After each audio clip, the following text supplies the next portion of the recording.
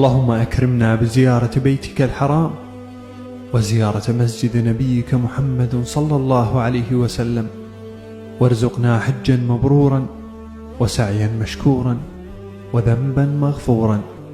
واجعل لنا فيهما من الفضل والخير ما يغنينا في الدنيا والآخرة، وارض عنا واغفر لنا وارحمنا برحمتك يا أرحم الراحمين. اللهم أكرمنا بزيارة بيتك الحرام وزيارة مسجد نبيك محمد صلى الله عليه وسلم، وارزقنا حجا مبرورا وسعيا مشكورا وذنبا مغفورا، واجعل لنا فيهما من الفضل والخير ما يغنينا في الدنيا والآخرة،